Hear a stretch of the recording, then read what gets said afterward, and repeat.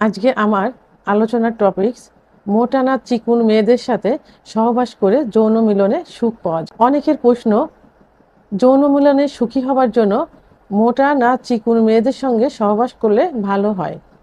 ধন্যবাদ।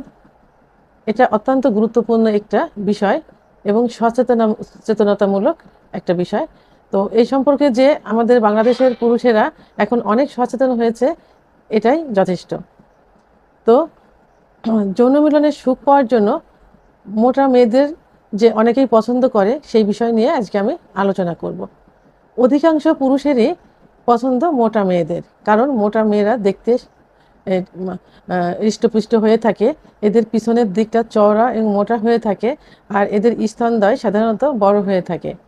যৌন মিলন করার সময় মোটা মেয়েরা সব থেকে বেশি সুখ অনুভব করে, এদের কোনো কষ্ট হয় না। এবং যৌন মিলনে যাবার পর পুরুষেরাও অত্যন্ত সুখ অনুভব করে, কারণ মেয়েদের যোনিপথের যে ওয়াল থাকে, অর্থাৎ যোনির ভিতরে যে ওয়াল থাকে, সেই ওয়ালটা মাংসে ভরপুর থাকে, যে কারণে পুরুষেরা সুখ অনুভব করে থাকে। মোটা মেয়েরা সাধারণত অত্যন্ত নম্র ভদ্র প্রকৃতির হয়ে থাকে, যা একজন পুরুষকে আকৃষ্ট করতে সাহায্য করে।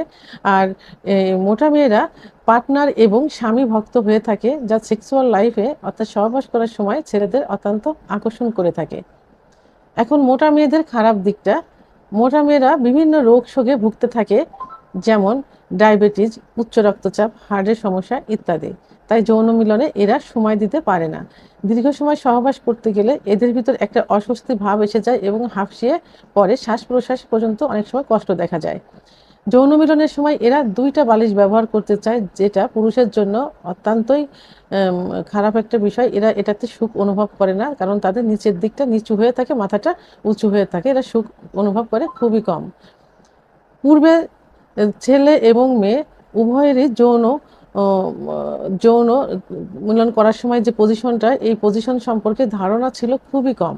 বর্তমান যুগে, ইন্টারনেটের যুগে বিভিন্ন পর্নোগ্রাফি দেখে আধুনিকতার ছোঁয়ায় এই যৌন মিলনের সুখ বিষয়টা, বিশেষ করে পজিশন চেঞ্জ করে করে যে সুখটা পাওয়া যায়, এই সম্পর্কে তারা অত্যন্ত সচেতন। তাই যৌন মিলনের সময় যে পজিশন চেঞ্জ করে করে সুখটা নিবে এবং পার্টনারকে সুখ দিবে, এইটা মোটা মেয়েরা পারে না।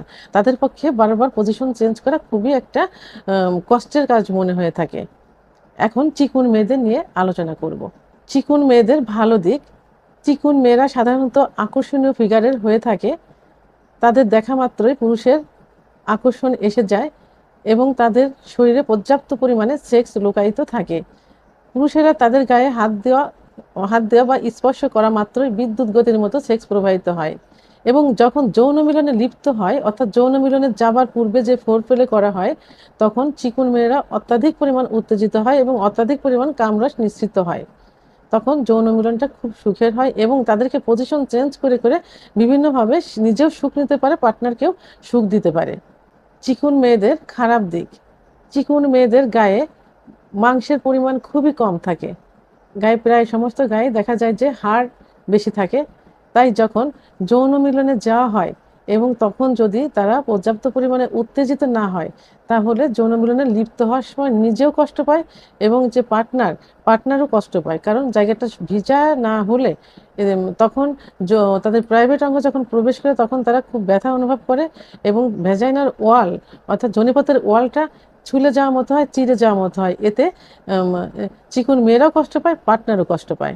যেসব ছেলেরা যৌন অক্ষমতায় ভুগছে, অর্থাৎ দ্রুত বীর্যপাত হয়ে যায়, সাধারণত স্বপ্ন দোষের কারণে, মাস্টারবেশনের কারণে, অতিরিক্ত যৌন মিলনের কারণে ইত্যাদি কারণে তারা যে যৌন অক্ষমতায় ভোগে, আর এই যৌন অক্ষমতার মধ্যে দ্রুত বীর্যপাতটা অন্যতম।